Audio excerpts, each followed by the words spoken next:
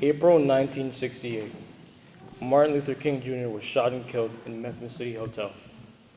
He did not die as a victim, but died for what he stood for. Aware of the consequences and risks going into spreading his message, he still shared it with everyone. King had a strong faith and became a pastor after his father in his local church.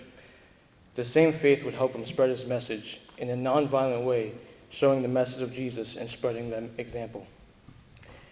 He attended Boston College in 1955, wherein he earned his doctorate degree in philosophy. That same philosophy enabled him to break down human dignity and show what justice and injustices were. King was arrested several times. When he was arrested one time, he wrote his most famous letter, the letter from Birmingham jail. He stood out from other activists of the time because he spread his message through peaceful marches, sit-ins, speeches, and writings. He saw that aggression and violence did not solve the problem. Aggression and the conflict only brings more conflict, and the problem remains unsolved. King fought for peace in a time where it seemed impossible to achieve it. His writings were deeply impactful and needed at the time. What are good and moral laws? This is the question King tried to answer. Laws help keep balance and maintain order, and they should uphold human dignity. Moral laws do just that. They uphold people and respect value, which in turn prevents injustices. Moral laws are given by God and can never be tainted or ruined. King had a love of Christ and used his words to guide him. King wrote about this within the Birmingham letter, showing that what moral laws and good laws are made up of. Justice is the correct treatment of anyone, giving them their due, and everyone is gifted with the right of freedom.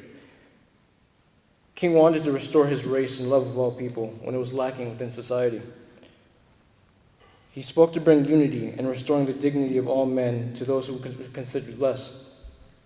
King explains that bringing goodness begins with a strong mind and a tender heart. In order to spread his message of truth and goodness, a person needs to know it well and firmly within his mind, then speak it with a tender heart. Speaking with a tender heart is speaking with a desire to bring good and patience and understanding and love. Of course, this is difficult, and that's why it made such an impact when King showed this and spoke on this. King's most famous work was I Have a Dream speech. The speech encompasses the core of what he fought for: freedom, rights, and equality. The speech showed to America that for people who were mistreated, there was hope coming soon. It was not just a message for black men and women, but it was also a message for white men and white women as well. That every man, no matter what, they have the God-given right and ability of freedom to find happiness and unity, and that justice will be given to them as is needed on their part.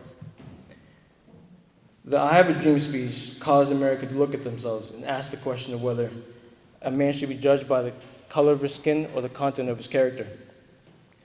All people were created equal under God, and this fact needed to be restored by Martin Luther.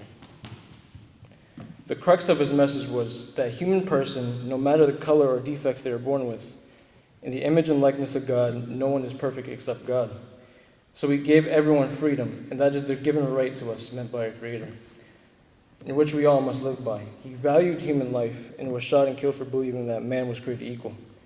He showed that human life and gave hope when it was hard to find any. He represented Christ in striving to bring good and love to his enemies in the face of evil. If King was here today, he would say the job is not done. King has a very impactful quote saying that injustice anywhere is a threat to justice everywhere. So as long as society has injustices, justice cannot be achieved. King would look at our society and say that we are going at the wrong path, the wrong way. We should not be using acts of violence to try and achieve peace. We should do it in a peaceful manner and peaceful speeches.